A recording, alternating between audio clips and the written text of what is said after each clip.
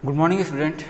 Today we are going to start our very brand new chapter, chapter 1, which is the evolution of computer.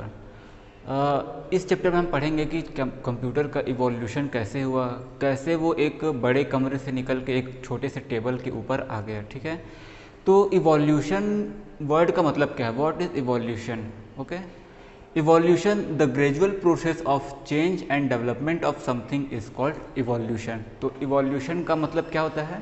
जब किसी चीज़ में slowly मतलब gradually धीरे धीरे कोई पर चेंजेस होने लगते हैं, ठीक है, तो उसको बोलते हैं हम इवोल्यूशन। जैसे एग्जांपल अगर हम ले तो ह्यूमन और कंप्यूटर। अब हम कंप्यूटर का सब्जेक्ट पढ़ रहे हैं तो हम कंप्यूटर का इवोल्यूशन तो देखेंगे ही, लेकिन इसको बेहतर तरीके से समझने के लिए हम ह्यूमन का एग्जांपल भी ले सकते हैं। जैसे जब अर्ली एज में जब ह्यूमंस नहीं थे तो पहले ह्यूमन किस फॉर्म में थे?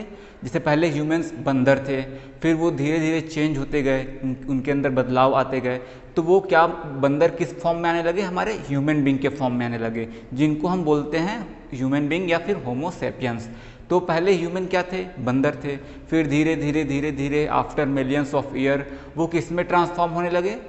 ह्यूमन बींग में। तो उसी को बोला जाता है इवोल्यूशन बोला जाता है। ठीक है, अगर हम कंप्यूटर की बात करें तो जैसे 1940 में मेनली कंप्यूटर का कंप्यूटर बनना स्टार्ट हुआ था, कंप्यूटर का इन्वेंशन हुआ था। तो उस टाइम पे जैसे आज के टाइम पे हम देखते हैं कि हमारा कंप्यूटर क्या है, एक छोटे से टेबल पे है।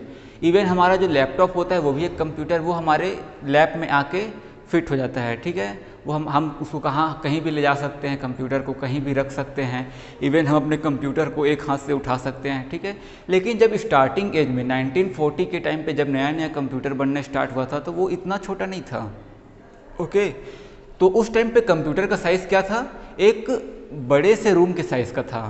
ठीक है, जैसे आपके घर में कोई बड़ा सा हॉल हो, ठीक है, तो वैसे आप 2-3 हॉल मिला दो तो उतना बड़ा कंप्यूटर रहता था। ठीक है, उसमें बहुत बड़ी बड़ी मशीनें लगती थी। ठीक है, और जितना काम हमारा आज का कंप्यूटर कर पाता है वो उतना काम परफॉर्म नहीं कर पाता था। उस टाइम के कंप्यूटर को बनाया सिर्फ इसलिए गया था कि वो एक छोटे से मैथमेटिकल प्रॉब्लम को सॉल्व कर सके। जी हाँ, एक छोटे से मैथमेटिकल प्रॉब्लम को सॉल्व करने के लिए उस टाइम पे कंप्यूटर बनाया गया था। और वो कंप्यूटर्स कितने बड़े होते थे?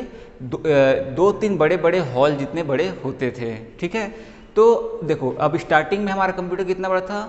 2-3 बड़े बड़े हॉल जितना बड़ा था। ठीक है, लेकिन धीरे धीरे उसमें चेंजेस होते गए। ठीक है, वो भी इवॉल्व होते गया।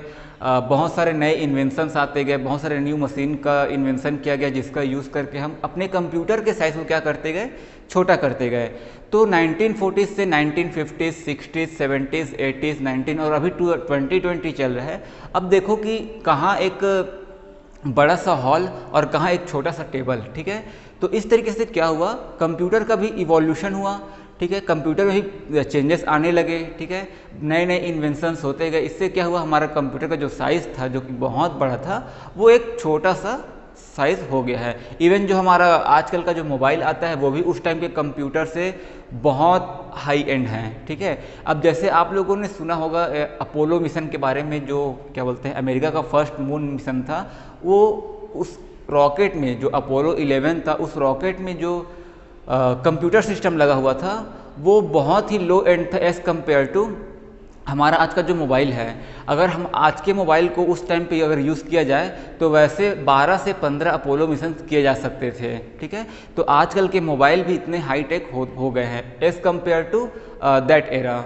ओके, तो इवोल्यूशन समझ में आ गया होगा। जब किसी चीज़ में ग्रेजुअली या स्लोली कुछ प्रोसेस होकर उसमें चेंजेस होने लगते हैं तो उसको बोला जाता है, हम क्या बोलते हैं? उसको इवोल्यूशन बोलते हैं। ठीक है, अब ये तो हमने इवोल्यूशन देख लिया। अब एक नया नेम जुड़ता है इस चीज़ में, वो है चार्ल्स बेबेज।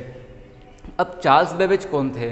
ठीक है, तो ये ब्रिटेन के एक कॉलेज के मैथमेटिक्स प्रोफेसर थे। ठीक है, चार्ल्स बेबेज कौन थे? एक मैथमेटिक्स प्रोफेसर थे। और इनको क्या कहा जाता है? इनको कहा जाता है फादर ऑफ कंप्यूटर। इनको क्या कहा जाता है? Father of computer. अब इनको फादर ऑफ कंप्यूटर क्यों कहा जाता है हम ये थोड़ा देर में समझेंगे। उससे पहले हम देखते हैं कि कंप्यूटर को पहले बनाया किस लिए गया था। तो मैंने ये चीज़ इवोल्यूशन में ही बता दिया कि पहले कंप्यूटर को बनाया किस लिए गया था, लेकिन हम एक बार फिर से देख लेते हैं। ठीक है, computer was first invented to perform simple to complex mathematical problem. तो कंप्यूटर को सबसे पहले क्यों बनाया गया था? सिर्फ और सिर्फ मैथमेटिकल प्रॉब्लम को सॉल्व करने के लिए, चाहे वो एक सिंपल मैथमेटिकल प्रॉब्लम हो या फिर एक कोई कॉम्प्लेक्स मैथमेटिकल प्रॉब्लम हो। तो मैथमेटिकल प्रॉब्लम को सॉल्व करने के लिए ही कंप्यूटर्स का इन्वेंशन किया गया था। ओके, तो अब हम आ जाते हैं चार्ल्स बेबेज पे। ठीक है, तो the computer had its first beginning in 19th century. तो कंप्यूटर का सबसे पहला बिगनिंग, सबसे पहला इन्वेंशन या फिर बिल्ट कब हुआ था? In the year in 19th century. 19th century में सबसे पहला कंप्यूटर बनाया गया था। और हाँ, और इसको कौन बनाया था? मैथमेटिक्स प्रोफेसर चार्ल्स बेबेज ने।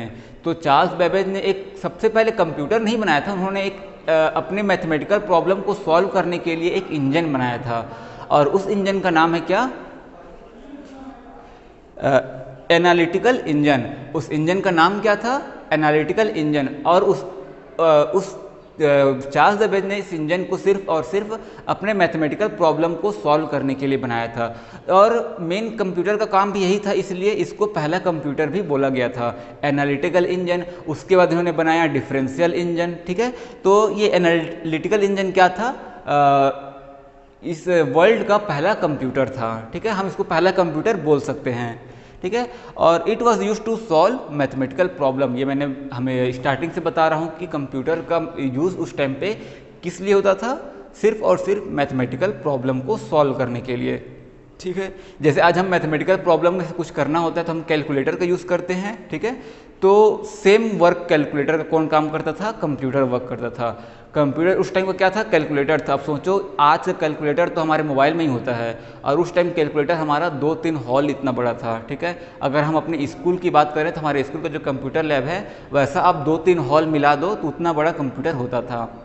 और उस टाइम के कंप्यूटर इतना हीट प्रोड्यूस करते थे कि उसके लिए बहुत बड़े बड़े AC भी लगाए जाते थे। ठीक है, तो समझ में आ गया होगा आपको इवोल्यूशन ऑफ कंप्यूटर। ठीक है, तो आगे हम देखेंगे जनरेशन्स ऑफ कंप्यूटर।